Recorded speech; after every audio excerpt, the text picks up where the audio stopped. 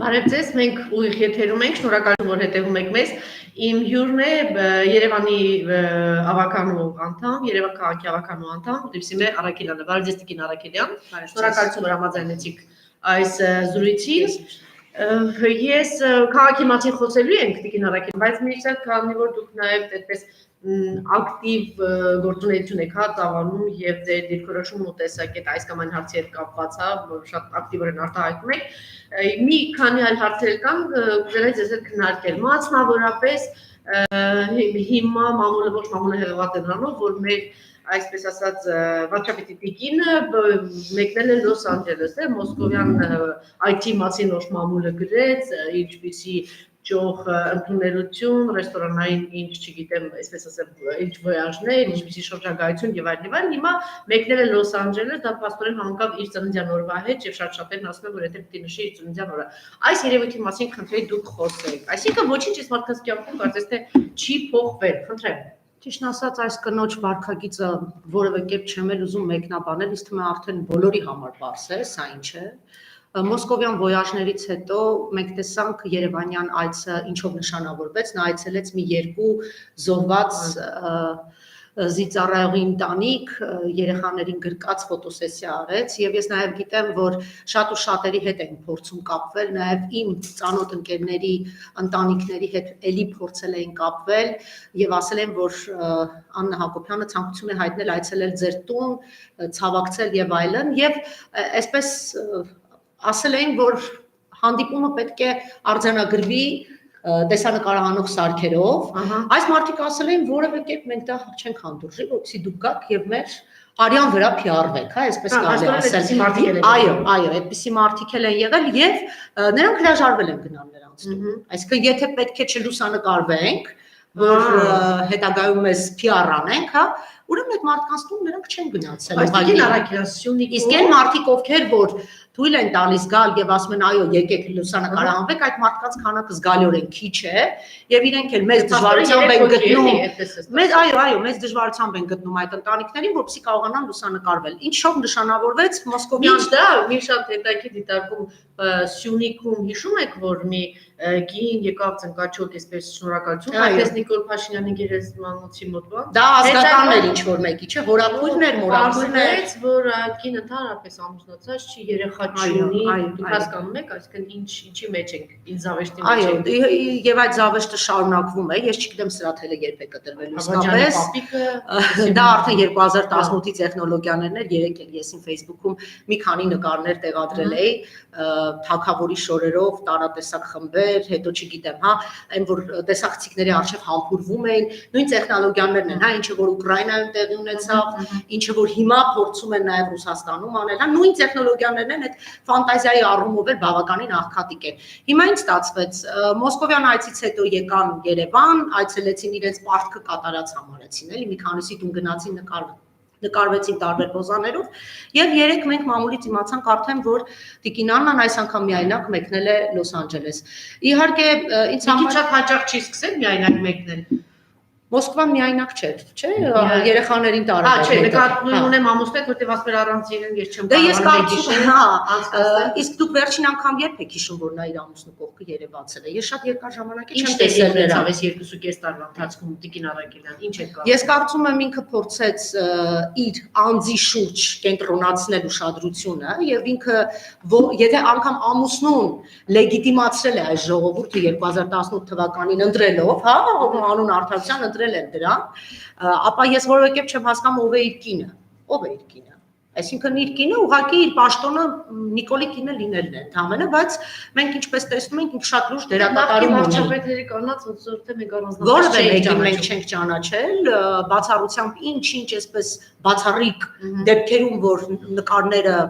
տարատեսակ պաշտոնական ինչ-որ այցերի ժամանակ կարող է աչքներովս ընկած լինել թե ոչ, հիմա երեք արդեն շարունակվում է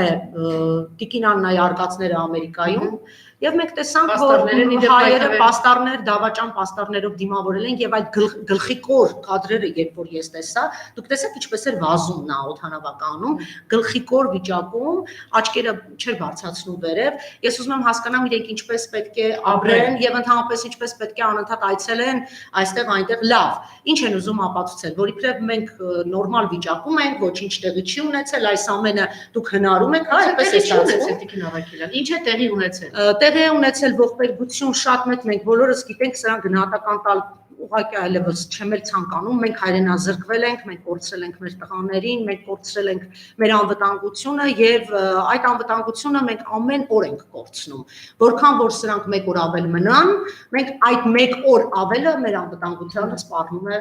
ուղղակի խայտառակ ձևով։ Ես ուղղակի ապշում եմ, թե ինչ նինջա իջել է ժողովրդի վրա, իսկապես։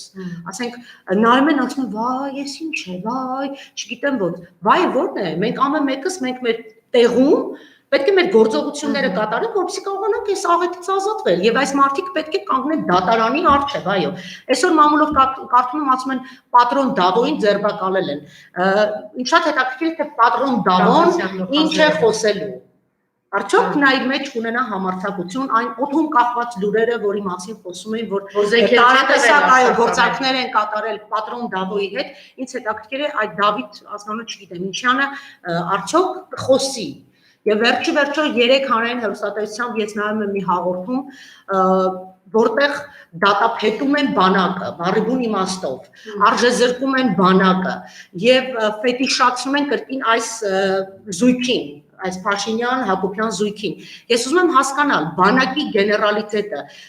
շատ է ասվել սրա մասին, բայց բանակից որևէ մեկը չի ցանկանում խոսել։ Այո, մեկը չի ուզում պապանտվել նստել են, այ մարդ խոսեք, տեսեք, ձեզ ինչ են անում, տեսեք, ձեզ ինչպես են վարկաբեկում։ Ինչ ասես ասում են։ Դուք չեք ուզում խոսել, դուք չեք ուզում պաշտպանվել, գոնե ինքնապաշտպանական բնազդը չի գործում որևէ մեկի մոտ։ Ասում եմ Մովսես Հակոբյանը, հետո արդեն Սեյրան Ռոհանյանը խոսեցի, բայց ես ասեմ սրանից 1 տարի առաջ, տարի ու կես առաջ Վիտալի Բալասանյանը ասում էր, չէ, առաջին օրվանից զգուշացնում էր, չէ, որ իրենք վերելակային դիվանագիտություն է, որ ծախելու են Արցախը, որ դավաճանական պլան կա Արցախի շուրջ, որովե մեկը դավադիրներ են, այո, եւ բոլորը շատ լավ տեսան, խելագարները այստեղի տրամայում էին ազատեք աշխատանքից, այնտեղ մի կամակատար կատակ նախագահ ազատեց աշխատանքից, եւ այդ ֆեյքերի բանակի շնորհիվ նրանք ինչ արեցին, նրանք խեղդում էին յուրաքանչյուր այլընտրանքային կարծիք, խեղդում էին յուրաքանչյուր տագնապի վերաբերյալ տեսակետ, որ մարդիկ ասում են, որ ուշադիր եղեք, տեսեք ինչ է սպասվելու մեզ, որը մենք տեսանք, որ կետ-կետ տեղի ունեցավ, չէ։ Բոլոր սա կանխատեսում չէր, սա ուղղակի պարզ հաշվարկ էր, որ A կետից B կետ գնալու դեպքում մենք ունենալու ենք այս արդյունքը։ Ինչու է ընդդիմությունը հանգիստ, դուք շատ ճիշտ նկատեցիք Տիկին Արաքելյան, ես էլ առիթ ունեցել եմ հրապարակային ասելու, Փաշինյանի Նիկոլի ամեն օրվա մնալը, դա իսկապես աղետ է երկրի համար, ամեն օրը։ Հասկանեք, հիմա արդեն դատարան դիմել են ինչ որ 50-60 միլիարդի մասին հասկանում եք, այսինքն վաղը իրենք ասել են ձեր պղնձամոլիբդենով, ձեր սյունիկով, ձեր ուղղակի պիտի տակվես դրա գինը, այսինքն հիմա 40 միլիարդ կտարան Նիկոլի ջանքերով, հիմա ասեք ակնկալվել նա 50 միլիարդ սյունիքը տանեն իր ամեն ինչով։ Ինչ է մտածում ըստ ձեզ ընդդիմությունը, ինչ երևի թե 50 միլիարդից միլիարդեր երևի այդքան մեր հնարավորությունն ու կարողությունը չկա, հա։ Երևի մի բան էլ պիտի վրան ավելացնենք, որ փոխհատուցումը անենք։ Հանքեր ենք տալիս, մեր ավելել եղած չեղած մի քանի հարստություն են էլ այդտեղ։ Երբ որ նա տեսնում է, երբ դաշնամին տեսնում է, որ ինքն ինչ ուզում է քեզնից վերցնում է, այս դեպքում նա անընդհատ ուզելու է, անընդհատ դու գլխիկոր անընդհատ պիտի տաս։ Դուք ասեցիք 1 օր ավել մնալը, ես ասում եմ 1 ժամ ավել մնալը, ինչ 1 օր։ Մեկ օրվա մեջ տարատեսակ գործողություններ կարող են տեղի ունենալ, գոնե 1 ժամ։ Ընդդիմությանը կա, հա Տիկին Արաքելյան, արդյոք այդ գիտակցությունը չկա եւ օրեր նշանակել 10 քանիսին, չգիտեմ ինչին եւ ես անընդհատ կրկնում եմ, որ այդ ցասումը ինչպես պարփվեց եւ մարեց։ Ես կարծում եմ, որ ձախողեց ընդդիմությունը այս դեպքում եւ նաեւ այդ 17-ի, թե 17+-ի որդեգրած քաղաքականությունը միգուցե սխալ հաշվարկներ էին արել կամ միգուցե անհասկանալի ինչ որ ներքին բաներ կար, ես չեմ բացառում, թե ճիշտ ասած ես տեղյակ չեմ իրեն երբևէ ինչ են քննարկել, ես երբևէ չեմ եղել այդ քննարկումների, ինչ պիտի լիներ։ Ես կարծում եմ ինչ պիտի լինի, որ ընդդիմությունը կարողանա Աժելա պահը առաջին մի քանի օրերն էին, որ մենք պահը կորցրեցինք։ Այո, ես կարծում եմ մենք պահը կորցրեցինք, այդ այդ փուլում փոփոխություններ անելու համար, բայց ես կարծում եմ, որ միանշանակ դա լինելու է, եթե անգամ մենք հաշվի առնենք, որ այս ինչը տապալվել է, այս ինչը այսպես չստացվեց, այնպես, ոչ, այս բայդրությամբ մենք ունենք դե յուրե իշխանություն, բայց դե ֆակտո դա չի գործում։ Ուր է մենք իշխանություն ունենք, որևէ համակարգ չի աշխատում։ Ուղղակի այսպես ինձ թվում է, այս տղան պարզապես բացառապես իր ֆիզիկական անվտանգության խնդիրն է լուծում, բայց ինչի համար, երբ կարելի է այս ամեն ինչը իրավական ճանապարհով նաև տանել։ Հիմա կասեք ոնց, իրավական ճանապարհով տանելու համար մենք կրկին պետք է ուժային կառույցներին այս մասով նաև մեղադրենք, այո, պետք է մեղադրենք, որովհետև նույն դատախազը, նույն ԱԱՑ-ն, վերջերս այդ մարդիկ սպայեր են, չէ՞, սպայի պատիվ չունեն։ Բայց կյանքը ցույց տվեց տարբերություն չկա այդ դատախազի եւ Նիկոլի մեջ, այդ ԱԱՑ-անի եւ Փաշինյանի մեջ։ Կա տարբերություն։ Եթե մարդը ուժ է իրավունք, բայց իրենք ոչ միայն արիստներ տալիս Փաշինյանին։ Այս երկիրը իրենցն էլ է, չէ՞։ Այս երկրում իրենք ապրում են, չէ՞, թե մտածում են, որ էլի այդպես այսօրվանից ի դեպ բացվել են արդեն ճանապարհները դեպի Ռուսաստանի Դաշնություն, թե մտածում են, որ այսպես պետք է իրանք էլ մի տոմս նստեն, որևէ դավաճան եւ ստահակ ինչ որ քայլանելուց առաջ մտածում է երկրի մասին։ Ոչ, ինքը պետք է միանշանակ մտածի, որ ինքը պետք է պատժվի։ Գոնե այդ պատժվելուց իրենց երեխաների վրա այդ խարանը չթողնելու համար իրենք չունեն անելիք, որևէ կերպ չունեն անելիք, իհարկե ունեն անելիք։ Ես չեմ կարծում, թե իրենք այդ մասով չեն մտածում, պարզապես համարձակությունը երևի թե չի երիքում, բայց ես հույս ունեմ, որ իրենք այ մի օր հասկանալու են եւ դա շուտ է լինելու, հնարավոր չէ այսպես այլևս ձգել, որովհետեւ սա կպայթի մի օր։ Սա պայթելու է, այս էներգետիկան, որը գտակված է երկրում, սա դասականը ասում է, չէ, գաղջ մթնոլորտ է, հիշում եք, այդ գաղջի շուրջ ինչքան այսպես վերլուծություններ էին անում, ինչն է գաղջ, եւ այ գաղջը հիմա է իսկապես։ Սա խայտարակ գաղջ մթնոլորտ է եւ այս գաղջը միանշանակ հիմա սա պայթելու է, սա հնարավոր չի որ երկար տևի։ Դուք չեք տեսնում ինչ է։ Գուցե իրենց հույսը է, որ հիմա կմարի, կգնա եւ դատախազ իր տեղում կմնա, չգիտեմ, սա հնար է որ մարի։ Ոստիկանների դեմքերին նայում եք, այդ կարմիր բերել։ Մենք այն օրը տեսանք, հիշում եք, մենք այնտեղ հատուկ ընտրած ինչ որ տիպաժներ են, կերպարներ են։ Ես լսել եմ էմոցիայի զուրկ, եւ մարդիկ օրավճար են ստանում, այդ մարդիկ միայն երևի ուտել եւ հիմա տպավորություն զբաղված են ուտելով։ Ես չեմ ուզում նսեմացնել ոստիկանի դերը, անկեղծ ասած, բայց իրենք ձևը գտել են, չէ՞, սրանք ամեն ինչի դիմաց փող են առաջարկում։ Լսել եմ, ես այդպես չգիտեմ որքանով է ճիշտ, բայց կարծես թե կարծիքները շատ են, որ օրավճարով բացի իրենց աշխատավարձից ոստիկաններին բոնուսներ են տալիս, հա։ Եվ նրանց մոտիվացնում են, որ իբրև թե հանկարծ ներքին ընդվզում չանեն, այս չանեն, այն չանեն, այն չանեն։ Իսկ քանի որ մեր երկիրը ոստիկանապետություն է նաև, երևի post-սովետական այս մեր կարգի փոքր երկրների քանակին համապատասխան ոստիկանական ուժերը երևի թե ամենամեծ թիվն է կազմում։ Չեք մեղադրում, ասում եք մեր չեմ ուզում ինչու։ Ինչ տարբերություն, եթե Արայիկ Հարությունյանը ընդունենք 5 միլիարդ, 6 միլիարդ Փաշինյանը վերցրել է, կես միլիարդ կամ մի միլիարդ տվել է Արայիկ Հարությունյանին, հիմա ոստիկանապետները ասեք պարգևավճար են տալիս 300,000 $1,000, ինչ տարբերություն։ Լավ, բայց ամեն ինչը հիմա $1,000 տալիս են, դու գնում ես Իսրայել Հակոբյանին, Ախոյանին, մյուսին գետնով ես տալիս, նրա գիններ չգիտեմ, նախագահեր էսեր տարավ Արցախը նվիրեց։ Հա, ես լրիվ կիսում եմ դեր կարծիքը, բայց ամբողջ հարցը այն է, որ ես միշտ հավատում եմ, դու կարող ես մտածես ես ուտոպիստ եմ, չէ, ուտոպիստ չեմ, միշտ այդպես է լինում։ Պատմության մեջ միշտ գալիս է մի պահ, որ այս ամեն ինչի վերջը գալիս է, սա չի կարող ասենց երկար շարունակվի։ Որքան 2.5 տարի մենք ասում ենք չի կարող, շատ էլ լավ ես հետ պատերազմյանն եմ ասում, 2.5 տարի չեն ժամանակ էլ ասում ենք դուք sense հանգիստ ընդդիմությունը հանգիստ նստել եմ, չէ, գիտեք մեր խմբագիրները հանգիստ նստեք, դե ոչինչ պատերազմ է, ձայն չանեք, թող այնտեղ հանգիստ վաճառի Արցախը, թող հանգիստ Ասյունիկը, Շուշին էլ հետ նվիրի։ Ընդհանրապես 2 տարվա մեջ մեր ժողովուրդը ունեցել է գերցծուն 2 խոշորագույն սթրես։ Այսպես արի մեկնաբանենք 2018-ին դա լավ կյանք ունենալու ակնկալիքով սարսափելի սթրես էր, չէ՞, դա էլ է սթրես։ Եվ 2 տարի հետո պատերազմի այս պարտությունը, որը խայտարակություն էր ուղղակի, հա, մարդիկ կորցրեցին իրենց զավակների, այս ողբերգությունը, այս հայրենազրկումը, հա։ Հիմա ես երբ որ անընդհատ պահանջում եմ, որ ինչու դուրս չեն գալիս իրենց բողոքը չեն հայտնում, ես նաև հասկանում եմ, որ այդ շոկային իրավիճակում են դեռ մարդիկ։ 2 տարի անընդմեջ շոկ եւ իդեպ ասեմ, որ սրանք մեզ մեկ օր անգամ չեն թողել, որ մենք հանգիստ քնենք։ 2.5 տարի անընդհատ մանիպուլյացիաներ, անընդհատ ստեր, անընդհատ խաբեություններ, անընդհատ կեղծ օրակարգեր,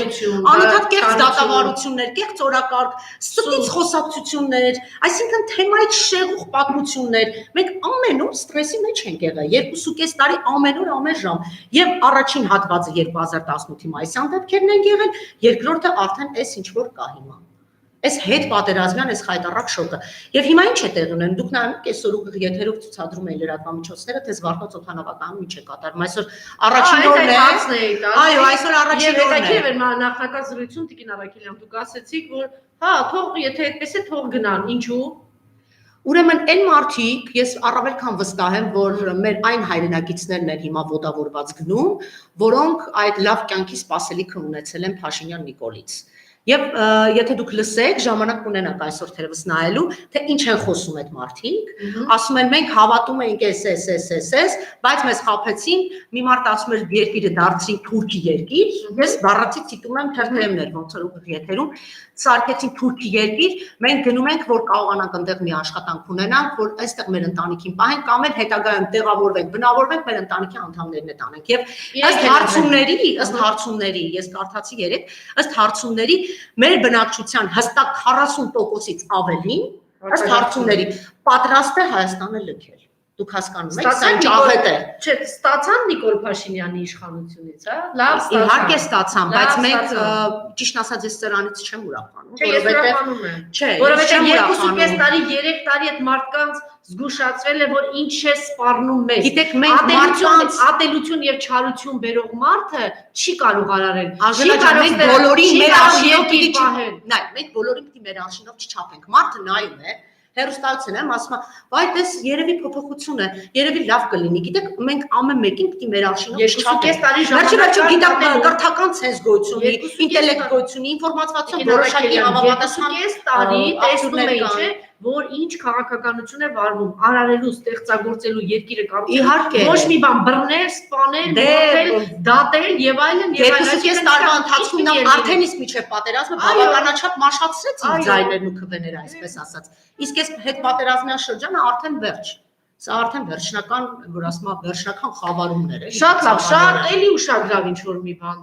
Հրապարակ եկավ ամենայն հայոց Արծրուն Հովհաննիսյանը, այլևս երևի պիտի այդպես ասել։ Երկուշաբթին այսօր նշանավորվել է մի շարք տեղեկատվական հոսքերով։ Ազատ կարող եք արտահայտվել։ Ես նոր մի քիչ առաջ նայում էի, ամբողջությամբ չհասցրեցի նայեմ, բայց մի բան էլի ես ուղղակի մեջ բերեմ, էլի հենց նոր կարդացի։ Ուրեմն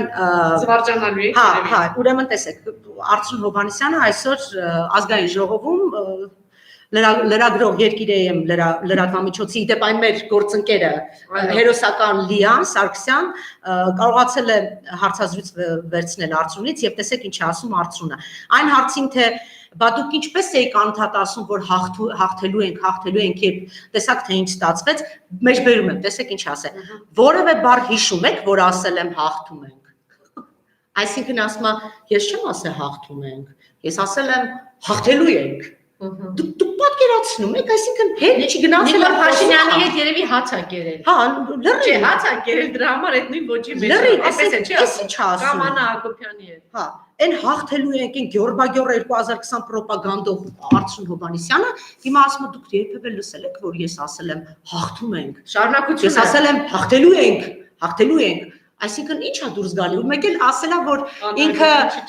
Աննա Հակոբյանին չի ճանաչում այս մարդը, ոչ մի ասում է, ես մեկ վայրկյան անգամ չեմ տեսել Աննա Հակոբյանին։ Դուք պատկերացնում եք, այս մարդը մեկ վայրկյան անգամ չի տեսել։ Նույնիսկ մեկ ենք մեկ վայրկյան տեսել, երևի չէ՞ մի օր միտեղ հեռավորության վրա։ Իսկ ինքը մեկ վայրկյան չի տեսել։ Եվ այն հարցին, երբ իրեն ասել են, բա Ազատություն ռադիոկայանի պատշգամբում նստած այդ ձեր սրճախմության ժամանակ դուք չէիք, պատասխանը շատ լավն է։ Ասում է դուք փորձեք տեսնել, թե դրանից քիչ առաջ ես որտեղ եմ եւ այդ նկարից քիչ անց ես որտեղ եմ։ Շատ լավ։ Ես ներողություն եմ խնդրում, ուղղակի ես բառացի ցիտում եմ եւ ոչ մի սխալ չկա, կարող եք բացել այսօր Երկիր.am-ով հարցազրույցի ամբողջությամբ։ Եվ ասում է, որ այդ նկարը ինքը չէ, եւ ինքն ասում է այդ նկարը խոշոր մանիպուլյացիա է։ Նա այսօր ասաց, ես ճիշտ ասած կներեք, բայց այլ բան չունեմ ասելու այս մասին։ Այս երկու դետալը ինձ թվում է բնորոշում է ամբողջությամբ Արծրուն Հովհաննիսյանի բարձրաբանումը։ Միշտ հայտնի էր, որ բունկերում Աննա Հակոբյանը ամեն օրը մի քանի անգամ զանգանում էր Արթուր Հովհաննիսյանը ինչ պիտի ներկայացնի, քանի հերոս տվեցինք, ինչքան բանը Բաքուն արդեն ոնց ենք ազատագրում, Շուշիի մասին խոսք կա, Գետաշեն։ Շահումյան ու Գետաշեն։ Իդեպ Արցունից ես մի դետալ հենց հիմա կներկայացնեմ, որ այդ խոսակցությունը եղել է իմ եւ իր միջեւ ամսի 9-ին։ Երբ ամսի 9-ի երեկոյան գիշերը այս խայտարակ կապիտուլյացիոն ակտը ստորագրեց Նիկոլը, երևի թե հիշում եք, որ Արցախի նախագահը Արայք Հարությունյանը մի բան էր գրել Facebook-ում եւ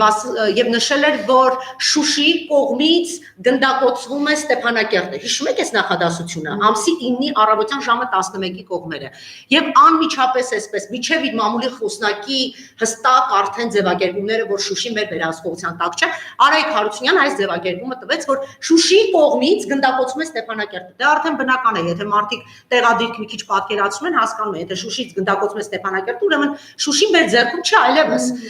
Այս մասին ես հատվածը եւ իդեպ ասեմ, հենց Արայք Հարությունյանի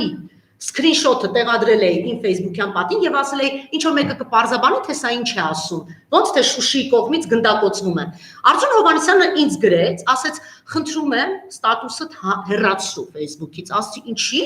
Ասացի, բայց ինչ պիտի հեռացնեմ։ Ասացի, չէ՞ որ այս տեղեկատվությունը տվել է Արցախի նախագահը, սա ես չեմ հնարել։ Ասեց, պետք չէ այնտեղ լսել ինչ են ասում, ես նաև ձայնագրություններ ունեմ։ Պետք չէ լսել թե ինչ են ասում, դու մենակ մեզ հետևի, այսինքն իրեն։ Ասեցի Արծուն ջան, բայց սա ինչ է նշանակում, ասեց այսօր այնտեղ վճռական հարց է լուծվում, վճռական։ Դա եղել է ամսի 9-ի ժամը 11:31։ Վճռական հարց է լուծվում, մենք այնտեղ թեժ մարտեր են ընթանում, բան ինչ-որ sense էլի հասկանում եք, հայտարարություն, եւ դրանից քիչ անց Փաշինյան Նիկոլը իր պատին էլի գրեց, այնտեղ թեժ մարտեր են ընթանում։ Երևի թե հիշում եք, երբ որ արդեն Արցախի խոսնակը այն տղան ինչ էր, այն կարմիր թուշերով է։ Այն Վարամը ասեց, որ Շուշին մեր վերահսկողության տակ չէ։ Եվ այս խայտարակ մանիպուլյատորը, այս Արծուն Հովհաննիսյանը, այսօր ասում է, ես չեմ ասել հաղթում ենք, ես ասել եմ հաղթելու ենք, ապառնի ժամանակով է, էլի մարդը խոսե, հասկանում եք։ Սա է մեր իրականությունը ու ես չգիտեմ ուղղակի։ Հաջորդ հարցը քաղաքապետարանի մասին եմ ուզում։ Հա, Շուշիի հետ կապված անդրադարձեց, խնդրեի մեկնաբանեիք Փաշինյանի ի վերջո հիմա Շուշիի հետ կապված, չգիտեմ, քիչ է մնում ասենք հանգիստ թող, հա։ Ես ճիշտ ասած դրա մասին ընդհանրապես ոչ ուզում եմ անդրադառնամ, ես իրեն ապացուցելու չունեմ, որ Շուշին հայկական է, ինչ ասես։ Մենք բոլորս ձեռնամուխ եղանք, մեր ամբողջ հասարակությունը, ես չգիտեմ թե ինչի, բոլորը սկսեցին թվերով, բաներով ներկայացնել, որ այսինչ թվականին, 20-ական թվականներին Շուշի հայերի ջարդերը, դա հայկական քաղաք։ Իհարկե պետք էր այդ խելապակաս ձևակերպումներին ընդհանրապես չանդրադառնալ ախր։ Մենք մենք սկսեցինք օրակարգ բերել եւ իր մանիպուլյացիայի զոհը դառնալ եւ ապացուցել, որ Շուշին հայկական է, իրեն ենք համոզում։ Ես չունեմ իրեն համոզելու, ընդհանրապես ես իրեն ընդհանրապես ոչինչ չունեմ համոզելու։ Շուշին հայկական եղել է, կա ու լինելու է, այսքան բան։ Ինչ վերաբերում է Հայկոին։ Այո, բազմաչափ նշել եք Հայկոյի մասին։ Այո, փաստորեն բանը մարդը այս բան բառ օգտագործել, մարդամեջ է դուրս գալիս։ Հիշում եք, չէ՞, կորոնայի ժամանակ ինչ որ sense բաներով, դիմակներով վախենում էր, ինչ որ տղեր։ Հայկոյի ռեյտինգները բավականին ցածր են հիմա եւ ես ճիշտ ասած չգիտեմ դա որ գելափն է։ Մի հատ կա իսկական, մի հատ կա կոոպերատիվ, չէ՞, մի հատ կա, չգիտեմ, այնտեղ անհասկանալի լիքը գելափներ կան, բայց դրանցից մեկը հարցում էր արել, հավանական է իրենց մի կամ իրենց գրպանինն է, ուզում են Հայկոյին մեջտեղ ցանեն, կամ օբյեկտիվ գելափեր, որտեղ հստակ ներկայացրել են, թե ինչքան ցածր է Հայկոյի ռեյտինգը։ Այդ առաջին 7-8-ում վերջին տեղում էր ինքը այս քայլականների մեջ եւ թերևս ինքը հաշվի առնելով այդ հանգամանքը եւ նաեւ տեսնելով որ իր թիմն էլ իրեն չի պահում այլևս որոշել է այսպես դուրս ունեցնել,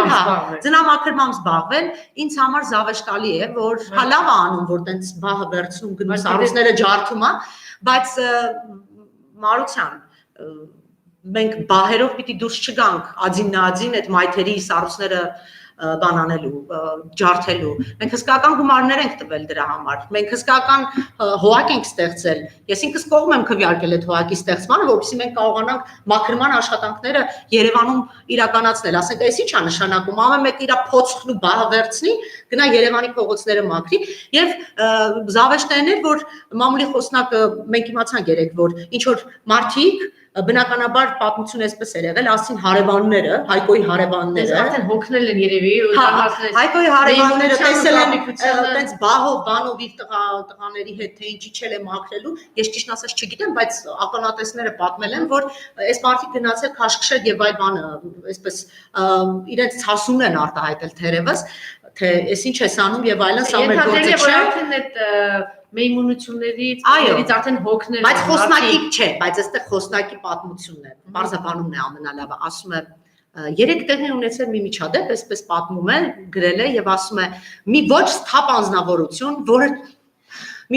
անձնավորություն, որը չի ճանաչել քաղաքապետին, այսինքն մի երևանցի անսթափ անձնավորություն, որը չի ճանաչել քաղաքապետին, քաշքշել է քաղաքապետին, այնուհետև նրա ծնողները, թե բարեկամները գնացել եւ այսպես բարիշել են հետո Հայկոյի հետ, ասել են ներող եղեք, մեր տղան անսթափ է։ Ինչ որ sense բարձաբանում են, այսինքն Երևանում կա ինչ որ մեկը, որ իր քաղաքապետին չի ճանաչում ուղղակի։ Եթե անգամ հաշվի առնեմ, որ Հակոբ Կարապետյանի բարձաբանումը ստույգ է։ Հասկանում եք, հա։ Շատ լավ։ Եվ վերջին հարցը, եթե դուք նկատում եք, շատ մեծ քրեական գործերը առաջին օրվան, այս մարդը խելագարի նման քրեական գործել ԱԱԾ, չգիտեմ ինչ էստեղ, բանը բոլշևիկյան ինչ որ sense մոլագարի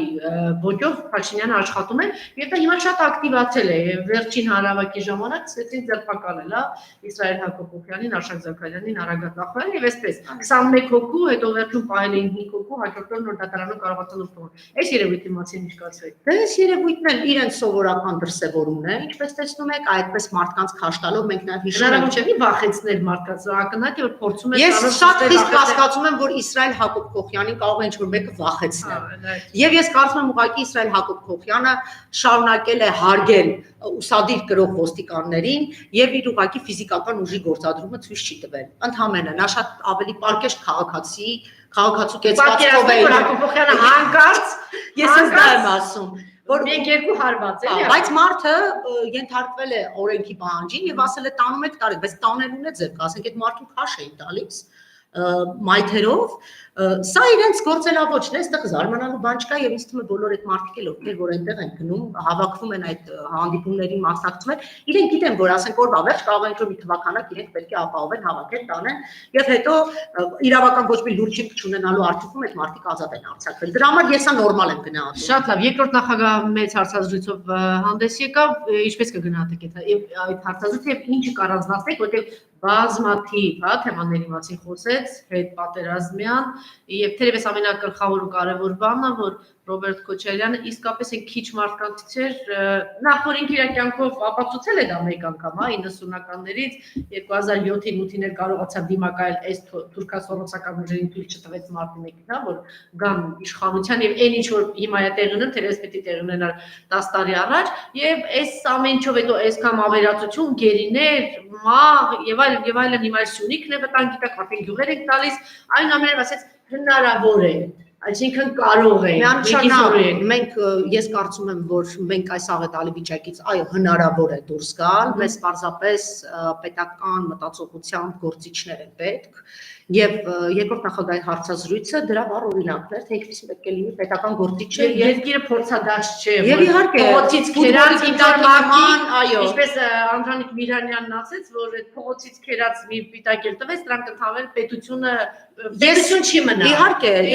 մենք պետք է հասկանանք որ մենք պետք է գնանք դեպի կրկին զրոյից սկսելով մեր պետականաշինությունը եւ ես անպայման ուզում եմ այս ամբողջ այս աղետալի այս խնդիրների մեջ անպայման դիտարկել նաեւ լրատվամիջոցների նկատմամբ այս ոտնձգությունները որը տեղի ունենում մասնավորապես Երևան TD-ի ես ապշած եմ թույլ որոշեցին ինչ Սարգսյանը ինչ է բայց չգիտեմ չի իրեն ասում են շիշպռնով այդ падգամավորի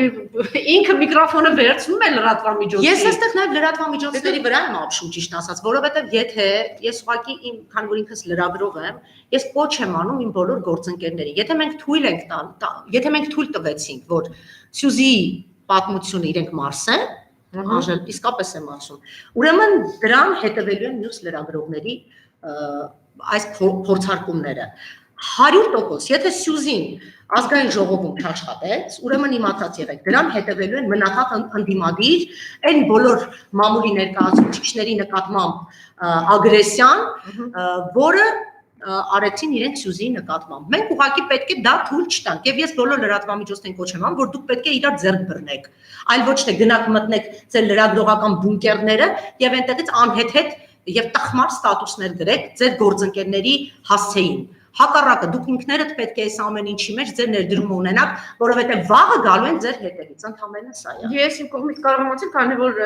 այս իշխանությունների օրոք առնվազն մի քանի անգամ թիրախում եմ հայտնվել, մի հրահի ղեկավար էր ունենք, Տիգրան Հակոբյան անունով, տես լավ, հիմա արդեն լավ չեմ ճանաչում իրան, ժամանակին ինձ թվում է լավ եմ, չէ, թե հիմա շատ ավելի լավ եմ ճանաչում։ Ես ձեզ վստահեցնեմ, որ հաստատ Տիգրան Հակոբյանական շիշ բռնողական այս տեսակը չկասկածեք, որ չեն մարսելու։ Շնորհակալություն, իմ հյուրն էր Լիվսիմե Առաքելյանը, ես խնդրում եմ մնալ